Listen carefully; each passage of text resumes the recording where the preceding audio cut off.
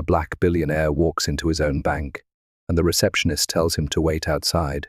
She doesn't know who he is, and worse, she doesn't care.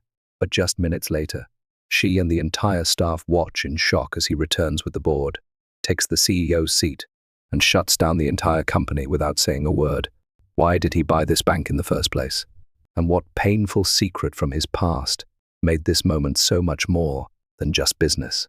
Before we get into the story, comment below where in the world you are watching from today. And if you like this story, get to subscribe. The early morning sun cast long shadows between Manhattan's towering skyscrapers as a matte black limousine glided silently through the nearly empty streets.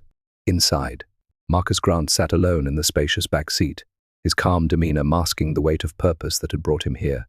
His grey hoodie and worn jeans stood in stark contrast to the vehicle's luxurious interior. But Marcus had long since stopped caring about others' expectations of how a billionaire should dress. Through the tinted windows, he studied the G&M Bank headquarters as it came into view. The building rose like a pristine monument to wealth and power, its white stone base flowing seamlessly into sheets of blue glass that reflected the morning light. It was designed to inspire awe, to make visitors feel small and insignificant before they even stepped inside.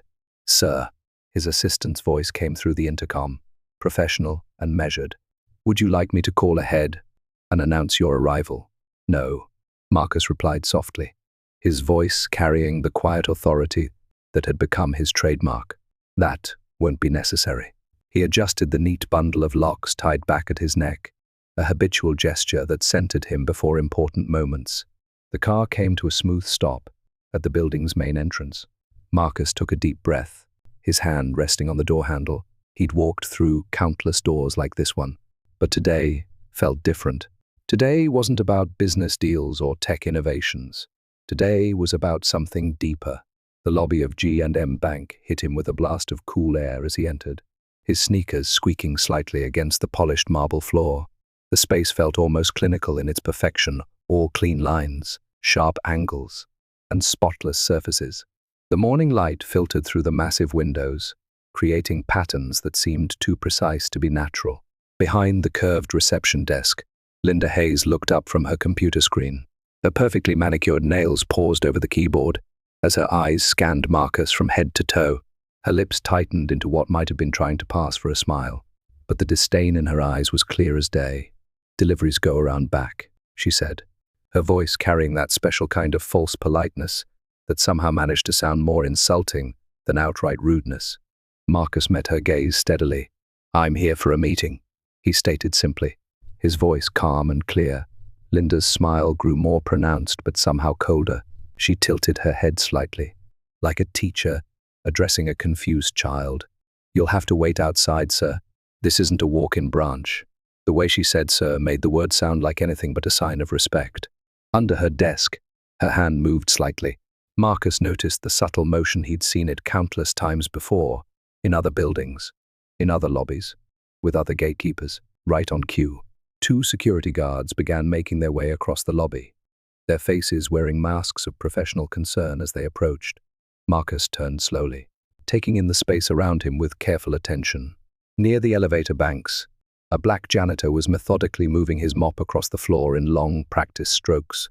The man's name tag read James, and despite his task, he carried himself with quiet dignity. Their eyes met across the lobby. There was no surprise in James's gaze, no shock at the scene unfolding, just understanding and a deep, knowing respect. He gave Marcus a small but deliberate nod, one that spoke volumes about shared experiences and unspoken truths. Through the glass walls of a nearby office, Marcus could see a young black woman, her nameplate on the desk reading Tamika Lewis, sitting rigidly in her chair as a white manager leaned over her desk. The manager's body language screamed authority and condescension, while Tamika maintained a composed expression that Marcus recognized all too well, the careful mask of someone containing their true reactions to maintain their professional survival. As he made his way toward the exit, Marcus's attention was drawn to a prominent display on the wall, the Legacy of Leadership board, featuring portraits of G&M Bank's past CEOs. Face after face stared back at him, each one white, each one male, each one wearing the same self-satisfied expression of entitled authority. The morning sun hit his face, as he stepped back outside, its warmth a stark contrast to the artificial chill of the lobby. Without a word, he slipped into his waiting car, the door closing with a soft thud behind him. The events that had just transpired settled around him like dust after a storm, each detail crystal clear in his mind. The tinted windows of Marcus's limousine sealed him off from the bustling Manhattan streets as the car pulled smoothly away from G&M Bank's towering headquarters. Inside the quiet sanctuary of the vehicle, his expression remained as composed as ever, but something had shifted in his eyes, a quiet determination that spoke of decisions already made and wheels already set in motion. With deliberate movements, he reached into the pocket of his worn grey hoodie and withdrew a sleek smartphone. The device was unmarked, lacking the usual corporate logos and flourishes that adorned most modern phones. His thumb moved across the screen with practiced precision, finding a contact labeled simply Aegis no name, no details, just that single word that carried weight, far beyond its simple appearance. As the call connected, Marcus's gaze drifted back to the passing cityscape. The morning sun caught the edges of buildings, creating a dance of light and shadow that seemed to mirror the complex game he was about to set in motion. The driver, a model of discretion, kept his eyes fixed firmly on the road ahead, maintaining the cone of privacy that surrounded his passenger. Across town, in a modern conference room that spoke of power and privilege without shouting it, a phone buzzed quietly on a polished mahogany table. The room itself was a study in understated luxury floor-to-ceiling windows, offering panoramic views of the city, while sound-dampening panels ensured that every conversation remained strictly confidential. The board liaison, whose very job description included handling matters too sensitive for normal channels, answered the call with swift efficiency. They recognized the number immediately. It was one of the few that would prompt them to answer without hesitation, regardless of the hour or circumstance. Marcus's voice came through the line, clear and precise, each word carrying the weight of carefully considered intent. Trigger the board recall. Room 12. Full presence. No phones. Within the hour. The instructions landed like stones in still water, each one creating ripples that would soon spread throughout the upper echelons of G&M Bank. Before any questions could be asked, before any clarification could be sought, the line went dead. Marcus had already hung up, leaving no room for discussion or debate. He didn't need to explain himself. His position and reputation carried enough weight that his words alone would set the machinery of corporate power into motion, and move it did. Across the city, the carefully orchestrated dance began. In underground parking garages, black SUVs with tinted windows roared to life, their drivers receiving urgent messages to collect specific executives. In corner offices with sweeping views of the city, briefcases snapped shut with metallic clicks, their owners abandoning half-finished meetings and rescheduling lunch appointments. The confusion was evident on the faces of board members as they checked their watches and received the unexpected summons. In elevator lobbies and private offices, whispered conversations buzzed with speculation. What could be so urgent? Why the sudden recall? Why room 12, a conference room that hadn't seen use in months? Some tried to contact their colleagues, seeking information or context, but found only shared confusion. Others attempted to reach their usual channels of information, only to encounter polite but firm silence. The lack of explanation only added to the growing sense of urgency. As this controlled chaos unfolded across Manhattan, Marcus's limousine had already completed its circuit of the city and was pulling up once again to the G&M Bank building. This time, however, there was no pause at the front entrance. The car glided smoothly around to a side entrance, one rarely used by anyone except maintenance staff and delivery personnel. Marcus emerged from the vehicle with the same quiet confidence he'd shown earlier.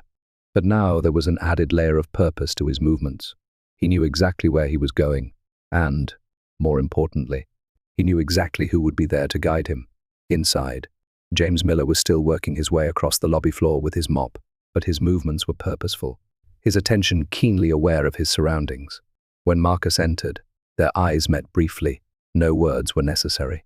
James's years of working in this building had taught him to read people, to understand the currents of power that flowed through these halls.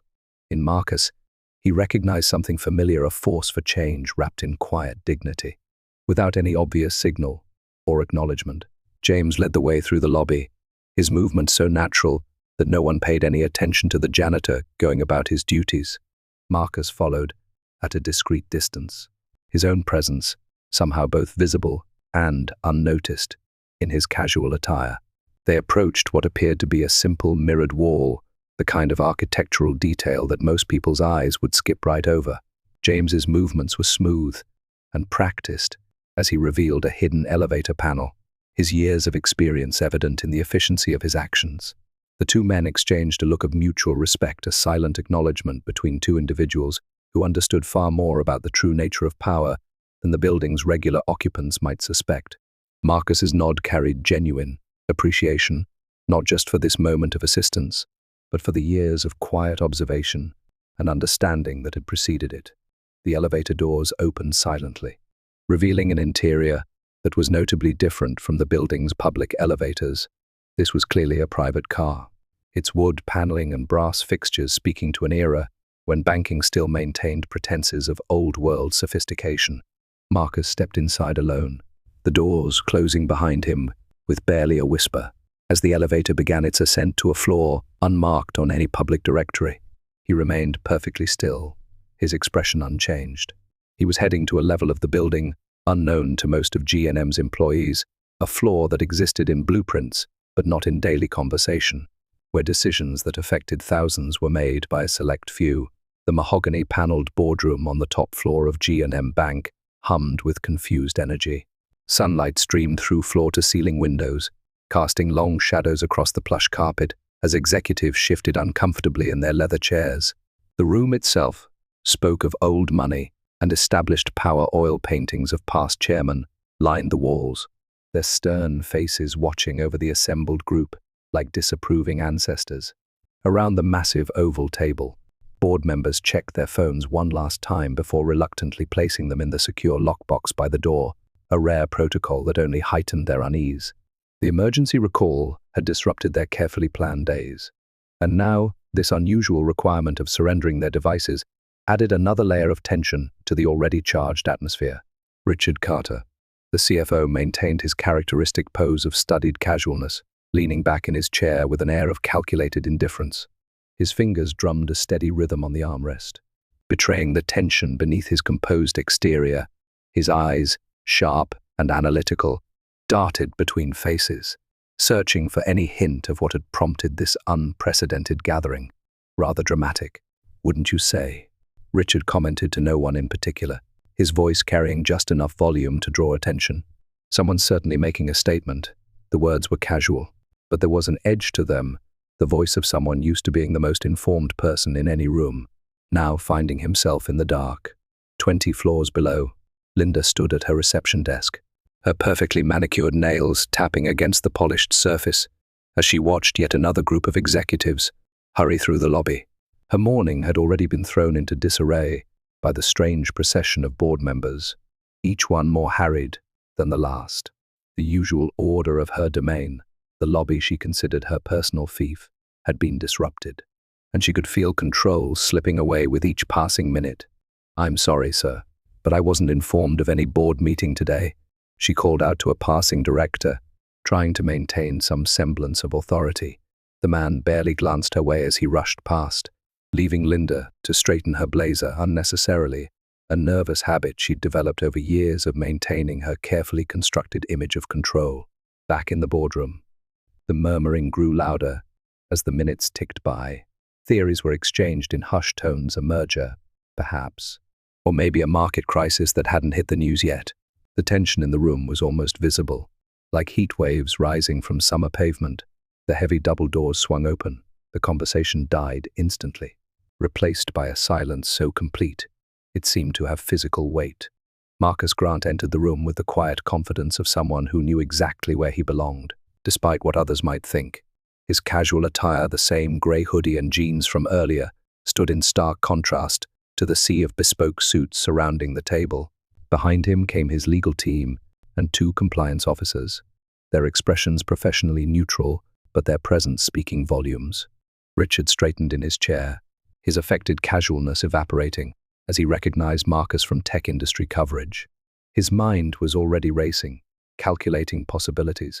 trying to get ahead of whatever was about to happen. Other board members showed varying degrees of recognition and confusion, their expressions shifting from dismissive to concerned as they noted the serious demeanor of the legal team. Marcus walked to the head of the table, the chairman's seat, and pulled back the leather chair. The sound seemed unnaturally loud in the silent room. He didn't sit immediately, instead letting the moment stretch, allowing the weight of his presence to settle over the room. When he finally spoke, his voice was calm, but carried to every corner of the room. I own 78% of the parent group that controls G&M Bank. Effective immediately, the institution is being dismantled. The impact was immediate and physical. Gasps echoed around the table. Richard's spine went rigid, his face draining of color as the implications hit him. Another executive's pen clattered to the table, the sound sharp against the stunned silence. Papers rustled as people shifted in their seats, some leaning forward in disbelief, others sitting back as if struck. In the lobby, Linda stared at the internal security monitor, her hand frozen in the act of reaching for her phone. The scene playing out on the screen seemed impossible, surreal. She watched as the same man she'd dismissed earlier, the one she'd tried to have removed, stood at the head of the boardroom, commanding the attention of every person present. The security guards she'd summoned earlier now stood uncertainly near their posts, their earlier confidence replaced by obvious discomfort. This isn't possible. Richard finally broke the silence, his voice carrying a tremor he couldn't quite hide. There would have been filings, notifications. Marcus turned slightly, acknowledging Richard with a look that held neither triumph nor malice, just quiet certainty. One of the compliance officers stepped forward, placing a thick folder on the table. All documentation is in order, she stated simply. The acquisitions were made through a series of shell companies over the past 18 months, perfectly legal, perfectly invisible, until now. The whispers started then, growing in volume and intensity. Fear, anger, and disbelief mixed in the air like volatile chemicals. Some board members began to rise from their seats, as if physical movement could somehow change the reality they found themselves in. Marcus turned away from the table, walking to the wall of windows. Below, Manhattan stretched out in all directions, a maze of streets and buildings that had been shaped by institutions like G&M Bank for generations. His reflection was ghostly against the glass, overlaying the city beyond. Today, we begin unbuilding what was never meant for us, he said, his voice cutting through the growing noise of the room. The words landed with quiet force, carrying weight beyond their simple meaning. Several board members exchanged glances, understanding dawning in their eyes about exactly what kind of change was coming. Without turning from the window, Marcus addressed the compliance officer nearest to him. Schedule a press briefing for tomorrow, same time. His voice was matter-of-fact, as if he were discussing something as routine as a quarterly report. And I want the security footage from the lobby pulled, all of it, especially the interaction with the receptionist, especially the security response. The Manhattan skyline had transformed into a glittering tapestry of lights as evening settled over the city.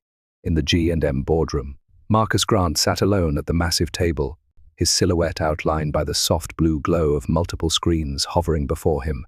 The room that had earlier buzzed with panic and disbelief now held a different kind of energy, quiet, focused, purposeful. The largest screen displayed security footage from that morning. Playing on a loop, Linda's face filled the frame, her expression a study in practiced condescension. The audio was crystal clear, each word precise and cutting. Deliveries go around back. Her tone dripped with assumed authority, the slight curl of her lip revealing the prejudices she thought she'd masked with professional polish. Marcus watched the footage with the analytical attention of someone studying a specimen under a microscope. His eyes tracked every micro-expression, every subtle shift in her posture. When she rolled her eyes, a quick, dismissive gesture, she probably thought no one had noticed. Marcus paused the frame, letting it hang in the air like evidence. Another screen showed her computer activity from that morning. The guest list had been right there, his name clearly displayed among the day's expected visitors. She hadn't even moved her mouse toward it, hadn't made even a token effort to verify his identity. The timestamp matched perfectly with her immediate dismissal. The security footage continued, showing the guards approach. Their stance spoke volumes, hands positioned near their weapons, steps measured and practiced. They'd responded to Linda's silent alarm, with an aggression that seemed programmed, automatic. The footage showed them advancing on Marcus with what they likely considered professional restraint, but their ready posture told a different story. Marcus's fingers moved across the keyboard, cataloging each moment, each reaction. The quiet tap of keys echoed in the empty boardroom, a rhythm that seemed to underscore the methodical nature of his work. The city lights behind him cast strange shadows across the screens, making the images seem even more stark and revealing. With a few precise keystrokes, he opened a new window. The folder that appeared was labeled Internal Audit, Redline Files, its contents protected by layers of encryption that would have been impenetrable to anyone else. As he navigated through the data, numbers and charts filled the screens, each one telling part of a larger story. The lending statistics were damning in their clarity. Black applicants rejected at 4 times the rate of white applicants with identical qualifications. The pattern was consistent across years of data, too precise to be coincidence, too persistent to be explained away. Marcus highlighted specific cases where the discrimination was most blatant.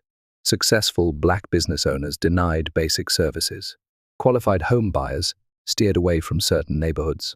A memo appeared on one of the screens, its header reading Client Profile Optimization. The document detailed methods for maintaining the bank's preferred demographic balance through various screening procedures. At the bottom, Linda's signature stood out in crisp digital clarity, her name attached to a system of exclusion dressed up in corporate language. Marcus opened another file, this one revealing an internal mapping system. Neighborhoods were coded in different colors, but the pattern was clear. Areas with majority black populations were automatically flagged as high-risk zones. The algorithm showed no correlation with actual default rates or credit histories. It was prejudice masked as analytics, bias hidden behind technology. The data continued to unfold across the screen's internal emails discussing community standards, meeting minutes where concerns about changing neighborhood dynamics were raised, training documents that taught employees to find acceptable reasons for denial. Each piece fit together like a puzzle, revealing the full picture of systemic discrimination. Marcus worked with surgical precision, highlighting key sections, flagging specific documents, pulling the most revealing video clips. His expression remained unchanged as he assembled the evidence, but his eyes held a focused intensity that seemed to grow stronger with each new piece of documentation. When he'd finished compiling the files, he created a secure package for his PR team. The selection was comprehensive, but strategic, clear enough to be undeniable, broad enough to show the systemic nature of the discrimination, specific enough to hit with maximum impact. His cursor hovered over the send button for just a moment. On one screen, the paused image of Linda still hung in the air, her face frozen in that moment of dismissal, the same expression she'd likely worn countless times before, turning away countless others who didn't fit her image of what belonged in her lobby. Marcus pressed send. The message was simple and direct. Prepare for tomorrow. Full exposure. No edits. The files began transferring, each percentage point of progress, bringing the truth closer to light. He turned to his main screen, fingers poised over the keyboard. The command prompt waited, cursor blinking. With deliberate keystrokes, he typed, G&M shutdown protocol, initiate. The text hung there, stark white against black, waiting for final confirmation. Behind him, the city lights continued to twinkle, unaware that tomorrow would bring a seismic shift to the institutions that had shaped this skyline for generations. The morning brought a gentle rain to Manhattan, droplets tapping against the gleaming windows of G&M Bank's towering headquarters. The weather cast a grey filter over the usually pristine lobby, where employees filed through the entrance with confused expressions. Instead of the familiar casual wave through, they encountered new security personnel, checking badges with stern precision. Sorry, new protocol. A guard in a dark suit explained to a group of analysts, his tone professional but firm. Please have your IDs ready. The usual morning chatter had been replaced by hushed conversations and worried glances. Small clusters of employees gathered near the coffee cart, their voices low but urgent. Did you hear about the board emergency? A young analyst whispered to her colleague, clutching her paper cup tightly. Her companion nodded, leaning in closer. Executive lockdown. From what I heard, Someone said the owner's here, owner. I didn't even know we had one specific owner. The whispers rippled through the lobby like waves, growing more intense with each new arrival.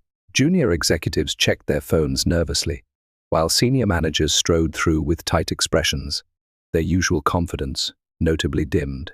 At precisely 8:45 a.m., Linda arrived at her usual time, designer handbag swinging from her arm. She approached the security desk with the practiced stride of someone who considered themselves above such procedures. Her manicured hand reached for her badge, the motion automatic and dismissive. The card reader flashed red. "Excuse me." Linda's voice carried that special tone of indignation, reserved for those who believed rules were for other people. She tried again.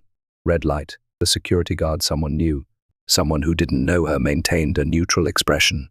"One moment, ma'am." Jenny, the other receptionist, noticed the commotion from her desk and quickly buzzed Linda through, but her face held none of the usual deference. "HR wants to see you, Linda." "Right away." "HR." Linda's perfectly penciled eyebrows drew together. There must be some mistake. "I have the morning desk to cover." "It's been covered," Jenny replied, her tone carefully professional. "They were very clear about wanting to see you immediately." Linda's lips pressed into a thin line, but she couldn't quite hide the flicker of uncertainty in her eyes. With a scoff that seemed more defensive than dismissive, she turned toward the elevators, her heels clicking against the marble floor with sharp, angry sounds. From the partially open door of his maintenance closet, James observed the scene with quiet attention.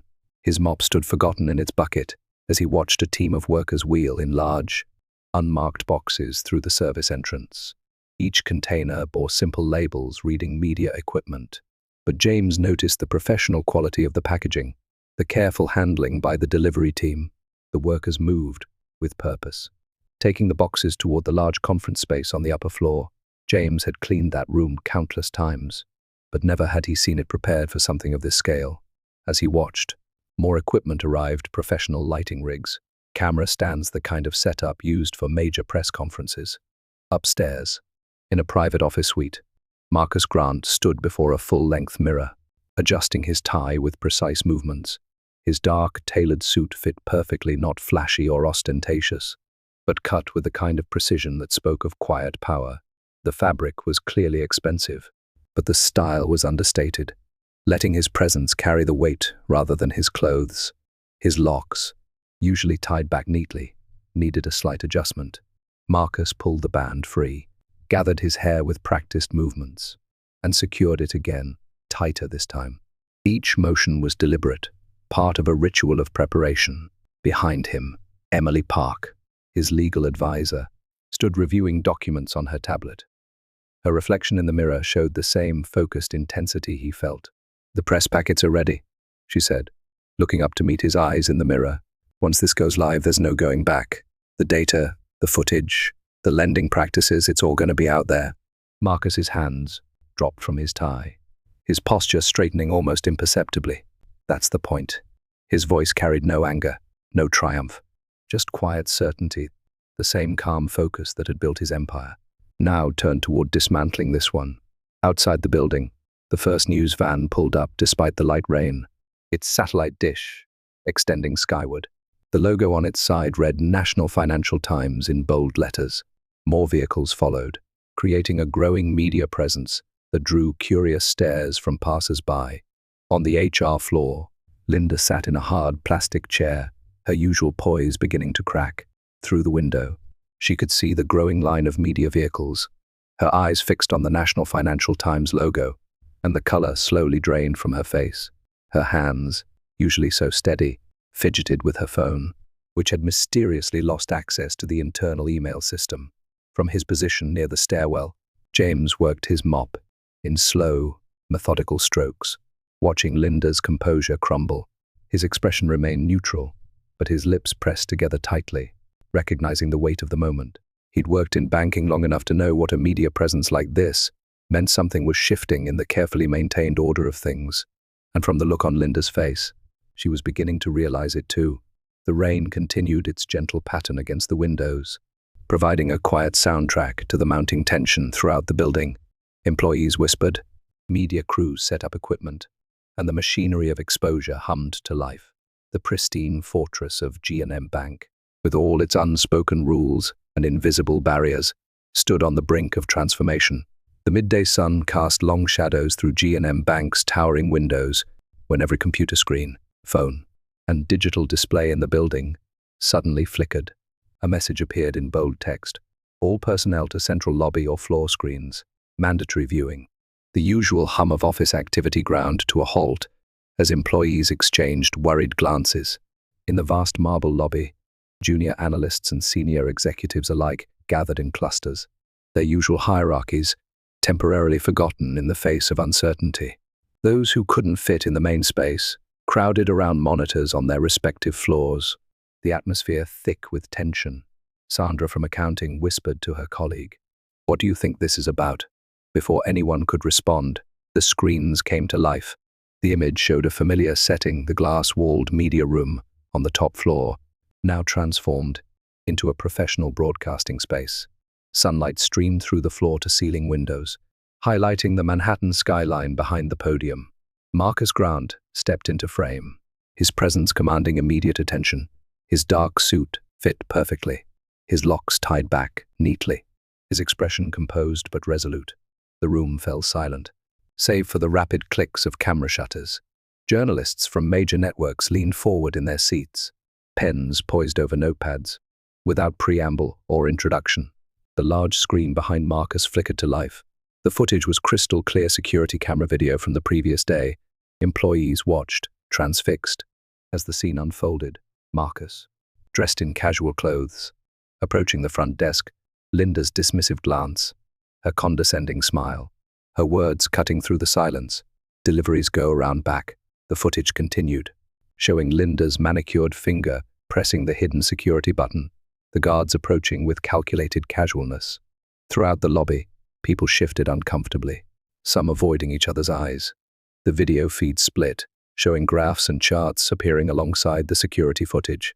Decades of lending data scrolled past loan rejection rates by race, credit scores versus approval rates. Zip code analysis.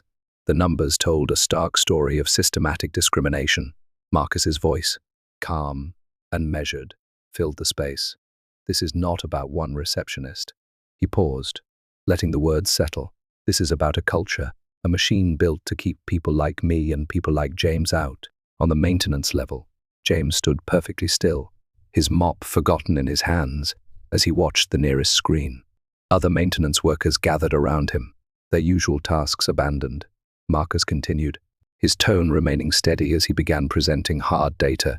Internal emails appeared on screen, showing casual discrimination dressed up in corporate language memos about client profile optimization and risk management strategies that clearly targeted minority communities. In 2019, Department Head William Harris instituted what he called enhanced verification procedures, Marcus stated, pointing to a particular document. These procedures required additional documentation, specifically from applicants in predominantly black neighborhoods. He named more names: senior executives, regional managers, policy directors, each backed by damning evidence of their participation in discriminatory practices. In their glass offices, the named individuals sat rigid, faces pale as their emails and memos were displayed for all to see. Their carefully constructed professional facades crumbled under the weight of their exposed words. The presentation continued methodically, each piece of evidence more damning than the last. Marcus moved through the data with surgical precision, his calm demeanor making the revelations even more powerful. He wasn't angry or accusatory, he was simply stating facts, letting the truth speak for itself. On the 14th floor, Tamika sat at her desk, her eyes fixed on her laptop screen. She watched as Marcus dismantled the very systems that had made her question herself, that had forced her to smile through countless microaggressions, that had made her feel like an outsider in her own workplace. Tears welled up in her eyes, but she didn't try to hide them. For the first time in her career, she felt truly seen. In the executive break room, a group of senior managers watched in stunned silence as their carefully maintained world of plausible deniability crumbled. Their usual bravado had evaporated, replaced by the dawning realization that there would be no explaining this away. The presentation reached its conclusion. Marcus stood straight, his presence filling the screen. Change isn't coming to G&M Bank, he stated firmly. Change is here. Those who cannot adapt to a truly equitable system will find there is no place for them in the new structure. The live stream ended, leaving the building in profound silence. Employees stood frozen in place, processing what they'd witnessed. The usual office sounds typing, phones ringing, casual conversation were conspicuously absent. On the 14th floor, Tamika closed her laptop with trembling hands. She took a deep breath, feeling the weight of years of careful self-control finally lifting. Tears rolled down her cheeks freely now, not tears of sadness, but of validation, of relief, of hope. In the employee break room, James reached for the remote and turned off the screen. His voice was quiet but carried clearly in the silent room. Damn, he really did it. The spell of silence was broken by the sharp click of heels on marble. Linda burst out of the HR department, her face flushed with anger, her usual perfectly maintained appearance showing signs of stress. She strode toward the elevator, designer bag clutched like a shield, but her path was blocked. Two compliance officers in dark suits stepped forward, flanked by security personnel, their expressions professional but firm. "Miss Hayes," one of them said, "please come with us." The lobby had filled with employees from various floors, all watching as Linda was escorted toward the exit. Her heels echoed against the marble floor, each click punctuating her final walk through the space she had once controlled. The same security guards who had approached Marcus now held the doors open for her departure. As she passed through the revolving doors into the bright midday sun, the weight of what had just happened seemed to settle over the entire building. The fortress of exclusion that was G&M Bank had just been cracked wide open, its foundations exposed to the light of day. The evening settled over Manhattan like a heavy blanket, turning the sky into a canvas of deep purples and fading oranges. Inside G&M Bank's headquarters, the usual bustle had given way to an almost sacred quiet. Most employees had left hours ago, processing the day's revelations in their own ways. The overhead lights had dimmed to their evening setting, casting long shadows across the marble floors. The cleaning crew's usual sounds echoed through empty corridors, the soft whir of vacuum cleaners, the squeak of wheels on cleaning carts, the gentle splash of mops and buckets. Marcus Grant walked these halls alone, his footsteps echoing in the silence. He'd removed his suit jacket hours ago, his sleeves now rolled up to his elbows. The events of the day sat heavily on his shoulders, but his posture remained straight, his steps purposeful. He'd done what needed to be done. Now came the harder part, rebuilding. Near the main elevator bank, the familiar figure of James Miller worked steadily, his mop moving in practiced strokes across the floor. The older man didn't look up immediately, focused on his task with the same quiet dignity he brought to everything he did. Marcus slowed his pace, observing the man who had helped him access the boardroom just yesterday. There was something in James's movements, in the way he carried himself, a hint of something more than his current position suggested. "You used to be someone else, didn't you?" Marcus's voice carried clearly in the empty space. James's mop stilled. He looked up slowly, meeting Marcus's gaze with a mixture of surprise and recognition. A faint smile crossed his face, not bitter, but knowing. Without a word, he propped his mop against the wall. Marcus gestured toward the nearby conference room.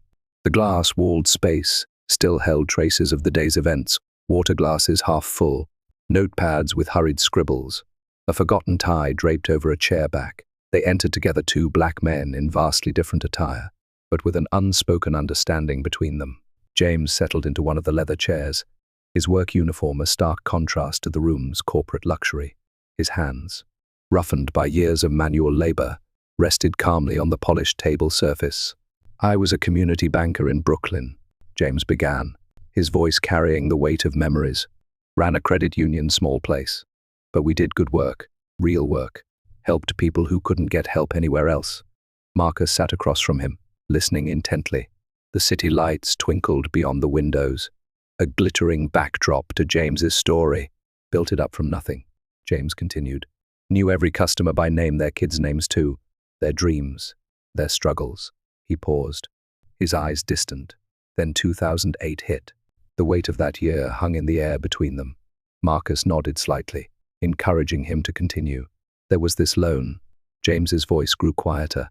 "I didn't approve, it wasn't my signature on the papers, but when it defaulted," he shook his head slowly, FDIC didn't want to hear explanations. They just saw numbers on paper. Red ink, spreading like blood. Shut us down within a week. The silence stretched for a moment as James collected his thoughts. Tried to stay in banking. Applied everywhere. But suddenly, my 20 years of experience meant nothing. My references disappeared. My network. He gestured vaguely. It was like I became invisible overnight. He straightened in his chair. A flash of his former professional self, showing through. This job, it was the only way to stay close, to watch, to remember. His eyes met Marcus's. Sometimes being invisible lets you see things others miss. Marcus reached down to his briefcase. Pulling out a manila folder, he placed it carefully on the table between them, his movements deliberate. "I see you, Mr. Miller." James's eyes fixed on the folder as Marcus opened it. Inside lay a complete history of his career, newspaper clippings about his credit union's community work, letters of recommendation from former colleagues, testimonials from families he'd helped. There was even his last rejected job application to G&M Bank's middle management position, marked with clear bias indicators in red ink. Most importantly, there were documents clearing his name from the 2008 incident, proving his non-involvement in the defaulted loan official papers that had somehow never made it to the right desks, never reached the right eyes. James's hands trembled slightly as he touched the papers, years of vindication contained in these simple sheets. "Starting tomorrow," Marcus said, his voice firm but gentle. "You're no longer maintenance. You're building manager." He leaned forward slightly. "I want you to run point on the rebuild. And I want these floors to feel like they remember where they came from." James sat very still, his eyes moving from the documents to Marcus and back again. Emotions played across his face: surprise, gratitude, determination, but his composure remained intact. Years of dignity couldn't be undone by a single moment, no matter how transformative. Finally, he nodded slowly, his voice steady despite the emotion behind it. "I'll do it right." The next morning arrived with a crisp autumn breeze that rustled through the changing leaves outside G&M Bank's towering windows.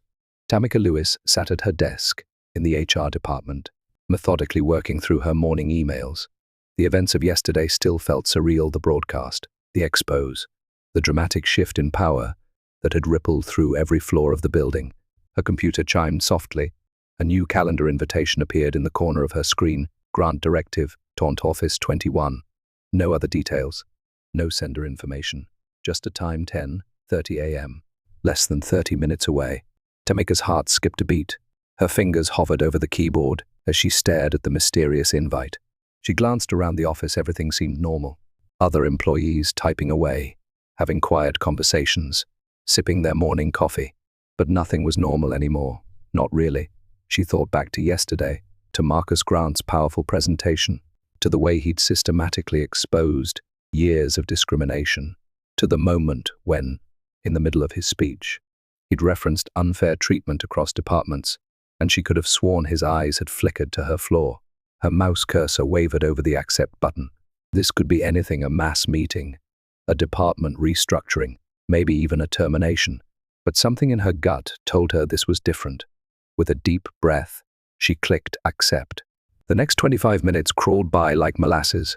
Tamika straightened her blazer, checked her reflection in her phone's dark screen, and tried to focus on her work. But her mind kept drifting to Office 21, wondering what awaited her there. At 10:25, she gathered her tablet and a small notebook, then made her way to the elevator. Office 21 was on a floor she rarely visited, occupied by senior management and special projects teams.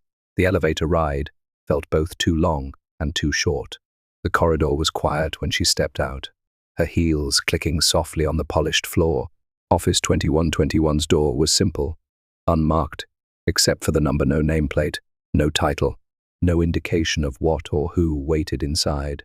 Tamika checked her watch. 10:29. She smoothed her skirt, squared her shoulders, and knocked. "Come in." A calm voice called from inside.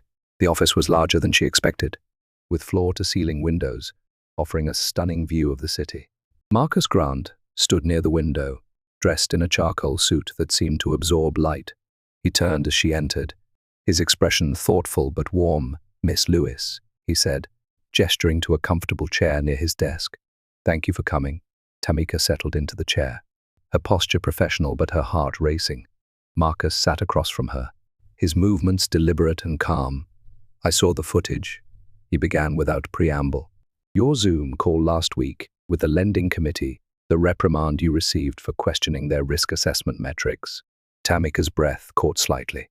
That meeting had been difficult. She'd pointed out clear biases in their lending algorithms, only to be talked down to and dismissed by her superior. "You maintained exceptional professionalism," Marcus continued, "even when they were clearly wrong, even when they spoke to you like you were a first-year intern instead of a qualified analyst with 2 master's degrees." He leaned forward slightly, his eyes intent. That kind of restraint, that attention to ethics while under pressure, it's rare and valuable. Tamika sat straighter. "If that was possible, thank you, Mr. Grant. I'm restructuring this institution," he said, standing to pace slowly near the window. "Not just the policies or the procedures, though those will change too. I'm restructuring its soul." He turned to face her. "And I need people who understand both the letter and the spirit of true equity." From his desk, he picked up a folder and handed it to her. Inside was a job description that made her eyes widen.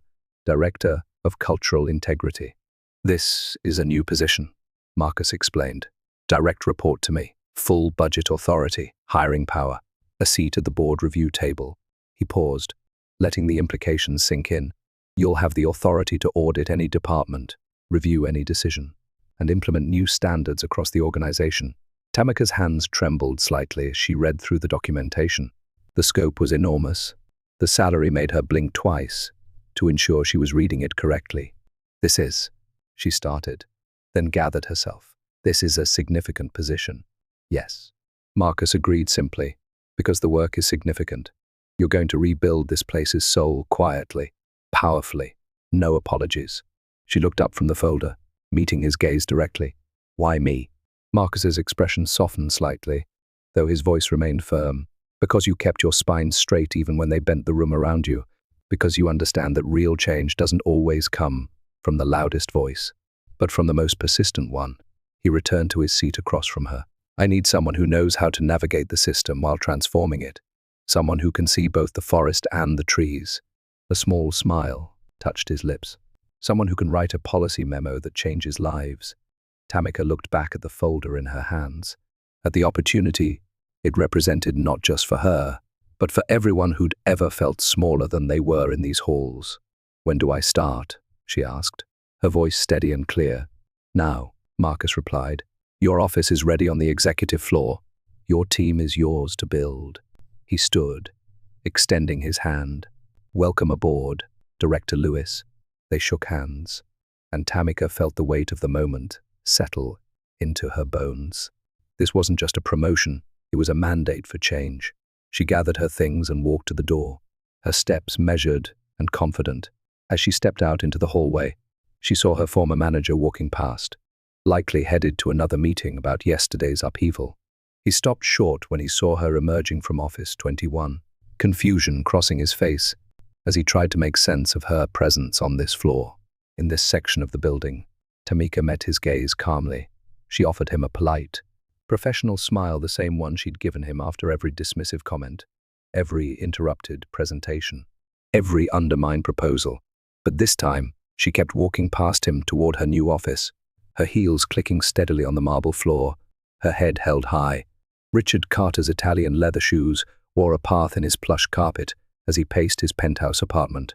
The floor-to-ceiling windows offered a panoramic view of Manhattan's glittering skyline, but he barely noticed it. His mind was consumed by the day's events, replaying Marcus Grant's press conference like a nightmare on loop. His hands shook slightly as he poured himself a third glass of scotch, the amber liquid sloshing against the crystal tumbler's sides, much like the fury churning in his stomach. The press conference had been a masterclass in corporate dismantling, methodical, precise, and absolutely devastating. 30 years, he muttered to himself, taking a long sip. 30 years building this reputation. The television mounted on his wall still showed financial news coverage of the G&M scandal. Richard hadn't turned it off, torturing himself with each new analysis, each fresh take on how the mighty had fallen. His phone hadn't stopped buzzing with messages from other executives, former colleagues, and journalists seeking comment. He loosened his tie and collapsed into his leather armchair, the same one from which he'd made countless decisions that had shaped G&M's financial future. Now it felt like a throne stripped of its power, his carefully constructed image as a financial virtuoso, the man who could turn market downturns into profit, who could squeeze gold from corporate stone, was crumbling. The scotch wasn't helping.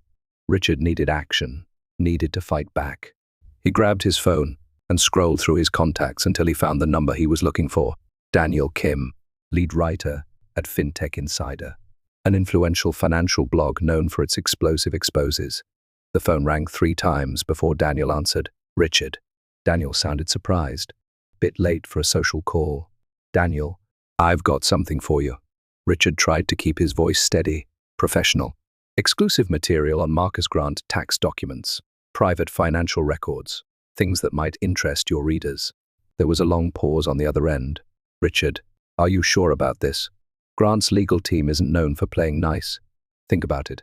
Daniel, this could be huge for your blog. Grant isn't as clean as he pretends to be. These documents, which you obtained how, exactly? Daniel interrupted, his tone cautious. Richard felt his face flush. That's not important. What matters is, it matters a lot, actually. Daniel sighed. Look, I appreciate the offer, but I've seen Grant's lawyers in action. They don't just win cases, they bury people. I can't risk it. The line went dead. Richard stared at his phone, his knuckles white around the device. Fine, if Daniel wouldn't help, he'd find another way. He opened his laptop and logged into G&M's HR system, using his executive credentials. If he couldn't get to Grant directly, maybe he could find something on his new golden girl, Tamika Lewis. Her sudden promotion to Director of Cultural Integrity hadn't gone unnoticed. Richard dug through personnel files, performance reviews, complaint records, anything that might show a crack in her pristine professional facade. But after an hour of searching, he found nothing, no disciplinary actions, no ethics violations, not even a late attendance record. His frustration mounting, Richard switched tactics. He accessed the secure server where executive financial records were stored. His hands flew across the keyboard, pulling up Marcus Grant's personal financial documents, tax returns, investment portfolios, bought offshore accounts, everything. Without allowing himself to think too hard about the consequences, Richard created a new email account using a secure browser. He attached the files and hit send, forwarding them to the anonymous account. Let someone else connect the dots. Let someone else take Grant down. He sat back, a grim smile playing on his lips. The scotch was finally kicking in, making him feel bold, invincible. They couldn't prove it was him. He'd used a secure browser, a fake email. He was too smart to get caught. Across town, in her new office on the executive floor of G&M, Tamika Lewis was reviewing departmental policies when a small alert appeared in the corner of her screen. It was subtle, just a quiet ping and a blinking icon, but its implications were anything but subtle. The digital tripwire she and Marcus had installed in anticipation of exactly this type of corporate espionage had been triggered. Someone had accessed and exported Grant's private financial records. Tamika clicked the alert, bringing up a detailed log of the unauthorized access. The system had recorded everything: the user ID, the timestamp, the files accessed, and the destination email. Richard Carter's digital fingerprints were all over it. She forwarded the alert to Marcus immediately, adding a brief note about the specific files that had been compromised. His response came within minutes, a simple forwarding of the entire package to G&M's legal department. Tamika's office phone rang. It was Marcus. "Did you see the access logs?" she asked as soon as she picked up. "Yes," Marcus replied, his voice as calm as ever. "This wasn't sabotage." "What do you mean?" This was Richard signing his own release clause. There was no satisfaction in Marcus's voice, just quiet certainty. He did exactly what we expected him to do, exactly when we expected him to do it. The digital tripwire had been more than just a security measure. It had been a test. And Richard had failed it spectacularly. The morning sun cast long shadows through the windows of G&M Bank's headquarters as Richard Carter strode through the revolving doors. His polished shoes clicked against the marble floor with renewed confidence. He nodded to the security guard, one of the few familiar faces left after yesterday's upheaval, and made his way to the executive elevator. In his office, Richard settled into his leather chair and opened his laptop. He'd spent the early hours of the morning refreshing financial news sites, waiting for the inevitable explosion of headlines about Marcus Grant's questionable finances. The thought brought a smirk to his face as he sipped his premium roast coffee. On his desk, a half-written resignation letter waited in an expensive cream-colored envelope. He'd crafted it carefully, positioning himself as a principled executive, stepping down in protest of unauthorized corporate restructuring. The language was perfect, just vague enough to avoid legal issues, but clear enough to paint him as a victim of corporate overreach. "Let's see how you handle this, Grant," Richard muttered to himself, adjusting his Italian silk tie in the reflection of his computer screen. He opened his email, expecting to find his inbox flooded with press inquiries. Instead, there was a single, urgent message: immediate executive session, boardroom 9:00 a.m., mandatory attendance. Richard checked his watch, 8:55 a.m. His confidence wavered slightly, but he brushed it aside. Even if Grant had discovered the leak, there was no way to trace it back to him. He'd been too careful. The boardroom was already full when Richard arrived. The atmosphere felt different, tense, expectant. Legal counsel lined one wall, their expressions unreadable. HR representatives sat clustered near the head of the table, and compliance officers occupied the corners. The full board had assembled, their usual chatter replaced by uncomfortable silence. Marcus Grant entered exactly at 9:00 a.m., his presence commanding immediate attention. He wore a perfectly tailored charcoal suit, his locks tied back professionally. Tamika Lewis followed, carrying a slim leather portfolio, her face composed but her eyes sharp. "Good morning," Marcus said, his voice quiet but carrying to every corner of the room. He didn't sit. Instead, he remained standing at the head of the table, hands clasped behind his back. Richard felt a bead of sweat form at his temple, despite the room's careful climate control. Marcus nodded to Tamika, who opened her portfolio and removed a single document. She passed it to the board secretary, who began distributing copies to everyone present. "Please turn your attention to Clause 8.2, Marcus said, waiting as papers rustled around the table. Richard looked down at the document, and his blood ran cold. The header read, "Violation of confidential data governance policy." "This clause," Marcus continued, "was approved 3 months ago as part of our comprehensive policy update. It details the consequences of unauthorized access and distribution of confidential corporate information." He paused, his gaze sweeping the room before settling on Richard. "The clause was authored by what appeared to be a junior legal associate and was approved by our CFO without much scrutiny." Richard's fingers tightened on the paper as memory struck him.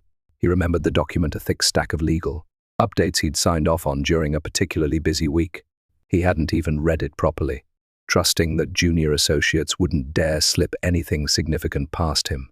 "That junior associate," Marcus said, gesturing to Tamika, "has actually been working with our legal team for months, carefully crafting policies that protect this institution's integrity." Tamika stepped forward, her voice clear and professional. "Clause 8.2 specifically addresses the unauthorized access and distribution of executive financial records. The penalties include immediate forfeiture of all vested shares, termination without severance, and permanent blacklisting from all companies under the Grant Holdings umbrella." Richard stood abruptly, his chair scraping against the floor. "This is ridiculous. You can't possibly. We have detailed logs of your system access at 11:42 p.m. last night." Tamika interrupted calmly. "We have records of the files you downloaded and the anonymous email account you created. The digital signature is quite clear. Mr. Carter, this is a setup." Richard looked around the room desperately, seeking support from his fellow executives. He found none. Faces that had once smiled at his jokes and nodded at his presentations now turned away or stared back with cold disappointment. "Actually," Marcus said, "this is governance. You approved it yourself." He pressed a button on the table, and 2 security officers entered the room. "The system you helped build is now working exactly as intended, just not in the way you expected." Richard's face flushed red. "You orchestrated this whole thing. You knew I would. I knew you would play the game you've always played." Marcus cut in, his voice still measured but carrying an edge of steel. "The difference is, I didn't just play the game, I built the board." The security officers moved to either side of Richard, their presence leaving no room for argument. "Your access has been revoked," Tamika stated, closing her portfolio. "Your shares are forfeit under the clause you approved. There will be no severance package." Richard looked around one last time, desperate for an ally, but found only averted gazes and stony faces. The empire he'd helped build, the connections he'd cultivated over decades, all of it crumbled in the face of his own hubris. The security officers stepped forward, gesturing toward the door. Richard's shoulders slumped as the fight drained out of him. He allowed himself to be led out of the boardroom, his expensive shoes no longer clicking with confidence, but shuffling in defeat. As the doors closed behind Richard, Marcus turned to face the stunned room, his expression remaining calm, but his eyes holding an intensity that commanded attention. "Anyone else?" he asked simply. The silence that followed was absolute. The evening sun had almost disappeared behind Manhattan's skyline, casting long shadows through the floor-to-ceiling windows of G&M Bank's lobby, where just days ago the space had hummed with activity. Now only hollow footsteps echoed off marble floors. The familiar G&M logo that had dominated the entrance wall for decades was gone, leaving behind only faint outlines in the pristine stone. Marcus Grant moved through the space slowly, his footsteps deliberate as he took in the transformation. The reception desk, where Linda had once held court, stood empty, its sleek surface cleared of nameplates and computer monitors. Security turnstiles stood frozen, their lights dark. Even the air felt different, less sterile, more expectant, as if the building itself was holding its breath for what would come next. Near the elevator bank, James Miller stood conferring with a group of contractors. He'd traded his janitor's uniform for pressed khakis and a blue button-down shirt, a clipboard held professionally in his hands. The change in his posture was subtle but unmistakable. He stood straighter now, his movements more purposeful. The contractors nodded respectfully as he pointed out various areas on a set of blueprints spread across a portable table. "We'll need all the old signage removed by tomorrow morning," James was saying, making notes on his clipboard. "The new branding team arrives at 9:00, and we need clean surfaces for them to work with." The contractors nodded, already measuring the walls and discussing removal techniques. James noticed Marcus approaching and gave a warm smile, dismissing the workers with a few final instructions. "Place feels different already," James said, falling into step beside Marcus as they walked through the lobby. "Good different?" Marcus asked, his voice quiet in the empty space. "Better different," James replied, running his hand along a marble column. Like waking up from a long sleep, they moved through the gutted office space together, their footsteps echoing off bare floors where cubicles had once stood. Evening light streamed through uncovered windows, painting golden rectangles across the empty room. "Tell me something," Marcus said, stopping near what had once been the trading floor. "If you could build any kind of financial institution, the kind you always dreamed of running, what would it look like?" James was quiet for a moment, considering. When he spoke, his voice carried the weight of years of observation and experience. Somewhere that doesn't just talk inclusion, but pays it forward, teaches wealth, not just accumulates it. Marcus pulled out a small notebook and pen from his jacket pocket. "Show me," he said simply. James's eyes lit up as he began to describe his vision, pointing to different areas of the open floor. "Here, we could have opened classrooms not just for basic financial literacy, but real investment education, teaching people how money actually works, not just how to save it." Marcus sketched quickly, his pen moving across the paper as James continued. "Over there," James gestured toward the eastern wall. "Mentorship pods, private spaces where experienced investors can work one-on-one with community members. Real guidance, not just quick consultations." The sketch took shape under Marcus's hand, circular spaces with comfortable seating, technology integration, areas designed for conversation rather than transaction. "Youth, labs along this side," James continued, warming to the subject. "Get them started early, teaching them about markets, entrepreneurship, digital currencies. Show them paths they might never see otherwise." Marcus nodded, adding details to his drawing. "And here," he asked, pointing to the former loan officer section. "Microloan offices," James said firmly, "but done right this time, fair terms. Clear education, proper support, help people build businesses, not just debt." As they walked, the vision grew more detailed. James described community spaces where local entrepreneurs could meet and collaborate, technology centers providing access to financial tools and training, and areas dedicated to teaching sustainable wealth-building strategies. The whole place needs to breathe different, James explained, gesturing broadly. No more marble and intimidation. We make it welcoming but still professional, show people they belong here, that this is their space too. Marcus continued sketching, adding notes in the margins.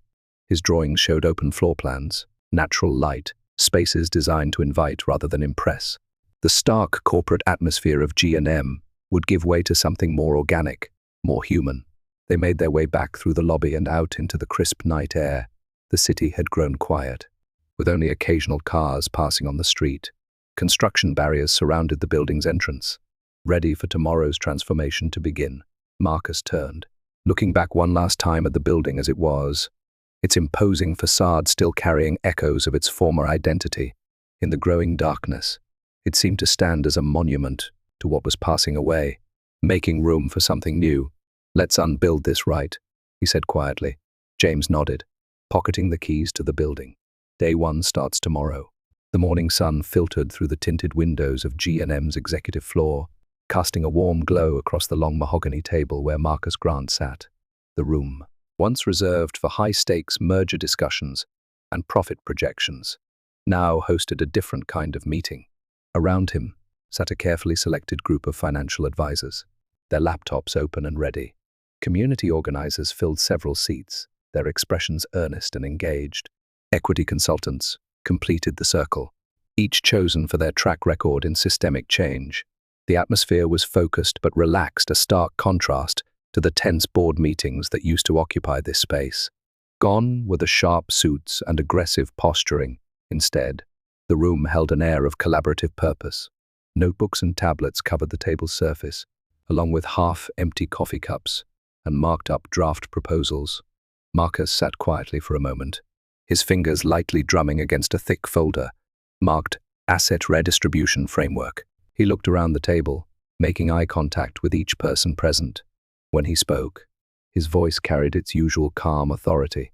"What we're about to discuss isn't just about moving money," he began. "It's about redirecting power, changing the flow of opportunity. We're not here to make headlines, we're here to make history." He opened the folder and projected its contents onto the room's main screen. The first slide displayed a simple title, G&M Transformation Initiative, 3-phase implementation. The bank's liquidated assets total just over $400 million. Marcus continued, advancing to the next slide. "Here's how we're going to put that money to work." The room leaned forward as he outlined Phase 1, the Grant Urban Fund, a dedicated lending initiative focusing on Black and underserved entrepreneurs, he explained, pointing to detailed financial projections. Low-interest loans, but more importantly, stripped of the algorithmic bias that's kept good businesses from getting funded. One of the financial advisors raised her hand. "Interest rates, fixed at 2 points below market," Marcus replied, "with flexible terms based on business stage and community impact metrics." He moved to Phase 2, and a subtle softness entered his voice. The Gloria Grant Memorial Scholarship Network. A photo appeared on screen, a proud black woman in teacher's attire, her smile warm and determined. "My mother taught in redline neighborhoods for 30 years, watched brilliant minds get blocked from opportunity. This fund will target first-generation college students from historically redline districts, full ride, no strings." The community organizers exchanged approving glances, already making notes about outreach strategies. Phase 3 drew particular attention from the equity consultants, a dedicated lobbying initiative focused specifically on algorithmic bias in financial software and AI lending tools, Marcus explained. "We've seen how these systems perpetuate old prejudices under the guise of objective data. That stops now." Questions began flowing from around the table: implementation timelines, resource allocation, legal frameworks. As the discussion grew more technical, Tamika Lewis stood up from her seat near the middle of the table. She moved to the front with quiet confidence, pulling up a detailed presentation on her tablet. "I've prepared a complete implementation roadmap," she said, her voice clear and assured, including anticipated points of resistance and mitigation strategies. The screen filled with carefully structured flowcharts and timeline projections. Tamika had mapped out every potential obstacle, from regulatory pushback to media skepticism, with corresponding action plans, will face opposition from traditional banking lobbies, she noted, highlighting specific sections of her analysis. They'll claim we're disrupting market stability. We've prepared responses backed by economic impact studies showing how diversity in lending actually strengthens financial ecosystems. James Miller, sitting near Marcus, nodded in approval. He added his own insights, drawn from decades of community banking experience. The key is rolling this out through existing neighborhood networks, he explained. Churches, community centers, local business associations, places where trust is already built. He pulled out his own notes, sharing specific strategies for community engagement. We need to make this feel accessible, not intimidating. Show people this isn't just another program. It's a transformation of how financial power moves in their communities. The meeting continued for hours, each phase being carefully examined and refined. Questions were raised and answered, concerns addressed with data and experience. Throughout it all, Marcus listened intently, occasionally adding clarification or adjusting scope based on the group's input. Finally, as afternoon light began to fade, Marcus pulled out an elegant fountain pen, the same one he'd used to sign his first startup funding agreement years ago. Before him lay the official transfer orders, each page representing a piece of the old system being reformed into something new. His signature flowed across each document with quiet purpose, no ceremony, no grandstanding, just the simple act of making change official. Within hours, the news broke across financial networks and social media. Headlines rolled across screens throughout the building. G&M Bank officially dissolved, reborn as nation's largest black wealth initiative. In his office, Marcus watched the coverage scroll past on his laptop stories, analyzing the impact. Experts predicting the ripple effects. Commentary ranging from praise to skepticism to outright resistance. He closed the laptop slowly and walked to the window. The city spread out before him, its countless windows reflecting the setting sun. Somewhere in those streets, people were already reading about what had happened here today. Lives were about to change in ways they couldn't yet imagine. That's one gate kicked open, he said softly to no one. The morning light filtered weakly through Linda's apartment windows, casting pale shadows across the mess of half-packed boxes scattered around her living room. Empty wine bottles stood like silent sentinels on her coffee table, their labels bearing witness to nights spent trying to drink away the humiliation of the past 48 hours. Her laptop screen glowed with another rejection email, the 20th, since the G&M shutdown had gone viral. This one didn't even bother with polite corporate language. Just a terse position filled that might as well have read "Don't bother." Linda ran her fingers through her unwashed hair, grimacing at how quickly her carefully maintained image had crumbled. Her usual morning routine of perfect makeup and pressed designer clothes had given way to wrinkled pajamas and dark circles under her eyes. The woman who had once controlled access to G&M's pristine lobby now couldn't even get past the first round of job applications. Her phone buzzed again, another LinkedIn notification. She'd made the mistake of checking the professional network yesterday, only to find her name tagged in dozens of posts analyzing the G&M incident. Textbook example of institutional bias, one diversity consultant wrote. This is what systemic racism looks like in corporate America, declared another. The forums were worse. Every financial industry message board seemed to be dissecting the video of her interaction with Marcus Grant. Her practiced professional smile now frame by frame, evidence of something darker. Her casual dismissal replayed and analyzed, like game tape. They're making me into some kind of monster, she muttered, pushing aside an empty wine glass to reach for her laptop. With trembling fingers, she typed out what felt like her 100th email to G&M's HR department. This is defamation. My reputation is being destroyed. I demand action be taken to protect my privacy and professional standing. The response came almost instantly, an automated reply that felt like a slap in the face. G&M Bank Human Resources has been dissolved. This email address is no longer monitored. For questions regarding the institutional transition, please contact the Grant Holdings transition team. Linda slammed her laptop shut, her carefully manicured nails clicking against the metal surface. She glanced around her apartment, the space she'd been so proud of, with its view of the city and its carefully curated decor. The rent was due soon, and her savings wouldn't last forever. I just need one chance, she whispered to herself, standing up with sudden determination. One interview to explain my side. She spent an hour making herself presentable, trying to recreate the polished image that had once been her armor. The makeup couldn't quite hide the strain around her eyes, but it would have to do. The startup she targeted was small, but growing, a fintech company that had recently received Series A funding. They needed an executive assistant, and her resume still looked impressive on paper.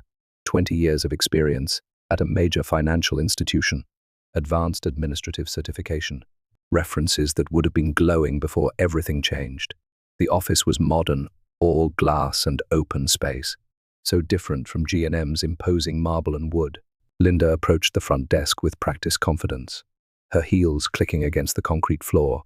The young receptionist looked up, and Linda saw the exact moment of recognition flash across her face, the slight widening of eyes, the quick glance at a nearby computer screen, as if confirming something. "You're the lady from that video," the receptionist whispered, loud enough for nearby workers to hear. The one from G&M. Linda felt her professional smile freeze in place. "I have an interview scheduled with Mr. Peterson," she managed to say, her voice tight but controlled. The receptionist was already reaching for her phone, speaking in hushed tones. Around them, Linda could feel other employees stealing glances, some typing rapidly on their phones. Within minutes, a harried-looking HR representative appeared. "Miss Hayes," the woman said, not quite meeting her eyes.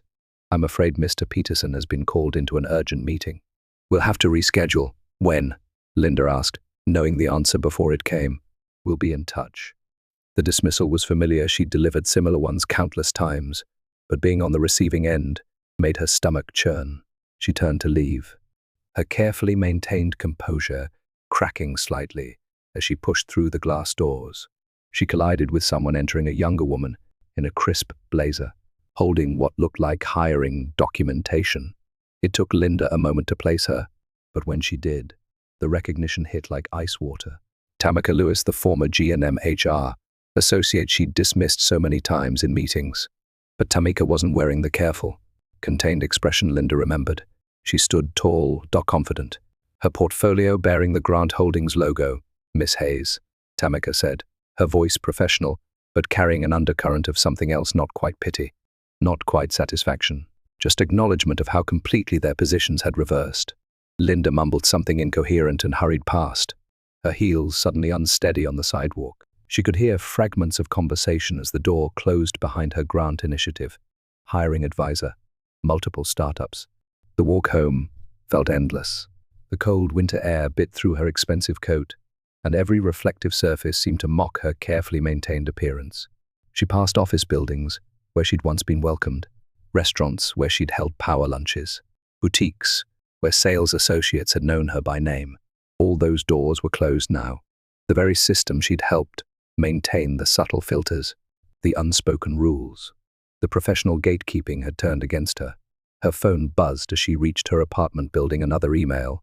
She almost didn't open it, but some desperate hope made her check. "Dear Miss Hayes, thank you for registering with Temper Staffing Solutions. We have an immediate opening for a temporary receptionist position at Innovate Now, a startup partially funded by the Grant Equity Initiative." Linda stared at the screen, her hands shaking. The same organization that had exposed her was now offering her a chance, but at the bottom rung of the very ladder she'd once controlled. The horror of it made her feel physically ill. She stood there in the cold, watching her breath form clouds in the winter air as the reality of her new position in the world settled around her like falling snow.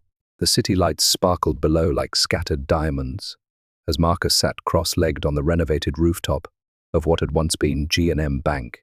The autumn air carried a slight chill, but he barely noticed it. Wrapped in quiet contemplation, his hands cupped a steaming mug of chamomile tea, its gentle aroma mixing with the urban night. The building beneath him hummed with potential, even half-finished. Construction tarps fluttered softly in the breeze, and the smell of fresh paint and new beginnings lingered in the air. Metal beams and stacks of drywall waited below, ready to reshape spaces that had once excluded so many. Marcus took a slow sip of his tea, letting the warm liquid ground him in the present moment. But as he gazed out at the glittering skyline, the years seemed to peel away like layers of old wallpaper, revealing a different night, a different version of himself. He was 22 again, standing in the same city but worlds away from where he sat now. The memory washed over him with startling clarity, the weight of his worn backpack heavy with computer parts and dreams, the nervous energy thrumming through his body as he'd pushed through G&M's revolving doors that morning. His mobile security app concept had been solid. He'd spent months perfecting the code, testing vulnerabilities, building something that could protect small businesses from cyber threats at a fraction of the current market cost. The $25 loan he'd asked for was modest, just enough for server space and basic marketing. Young Marcus had worn his best clothes to that meeting, thrifted dress shoes with the soles carefully polished, pressed khakis, and a button-down shirt that had belonged to his uncle. His locks were shorter then, neatly tied back, just as they were now. He'd practiced his pitch in the mirror 100 times, rehearsed answers to every possible question. The loan officer hadn't even looked at his business plan. No precedent, they'd said, shuffling his carefully prepared documents into a neat stack. Too speculative for our risk profile.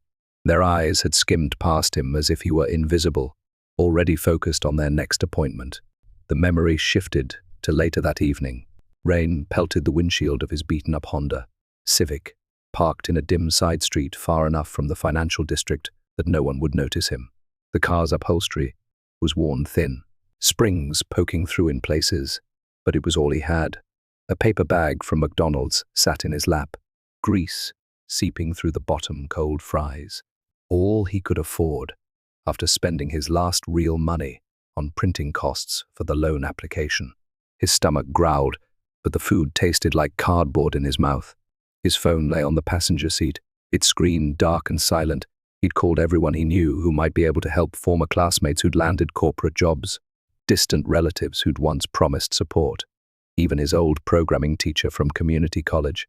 Some numbers were disconnected, others went straight to voicemail. The few who answered had nothing but sympathy to offer. The rain grew heavier, drumming against the roof of his car like nature's own rejection letter. Marcus had pulled his notebook from his backpack, the same one he'd presented to the loan officer hours earlier.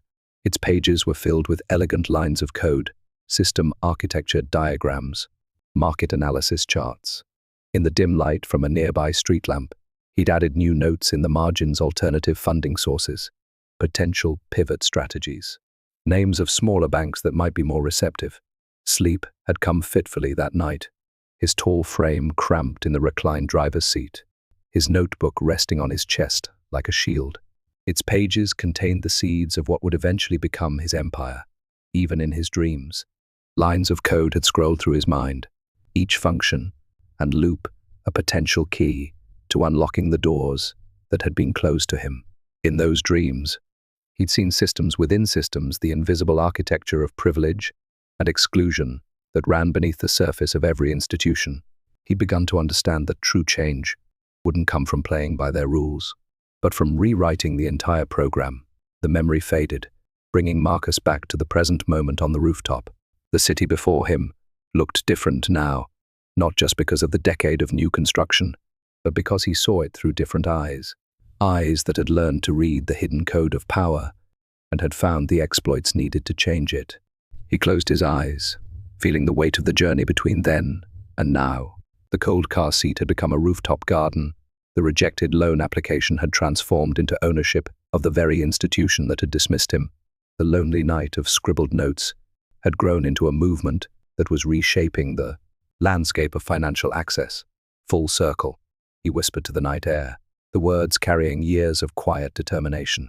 Footsteps sounded behind him, steady, purposeful steps he'd come to recognize. James appeared at his side, carrying rolled blueprints for the youth financial lab.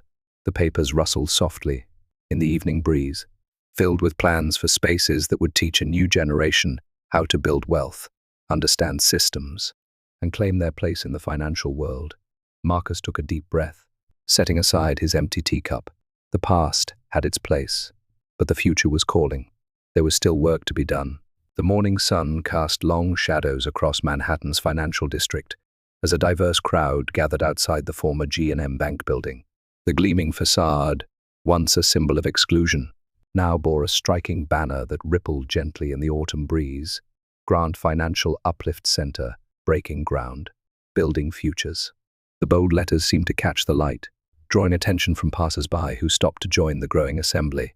James Miller stood near the entrance, clipboard in hand, his usual janitorial cart replaced by a tablet and an earpiece. His shoulders were straight, his bearing dignified as he directed event staff with quiet authority. He'd traded his maintenance uniform for a well-fitted charcoal suit, though he wore it with the same humble confidence he'd shown while mopping these same floors weeks ago. The sidewalk teemed with city officials in formal attire, local black business owners discussing possibilities in excited whispers, and community leaders who had fought for decades for this kind of change. Students from nearby schools, dressed in their best clothes, clutched notebooks and phones, recording every moment. Press cameras clicked and whirred, their operators jostling for the best angles. James checked his watch, then spoke quietly into his earpiece. Security checkpoint clear. ZIP entrance secured. Timeline on schedule. His eyes scanned the crowd, noting familiar faces. The owner of a small bookstore who'd been denied expansion.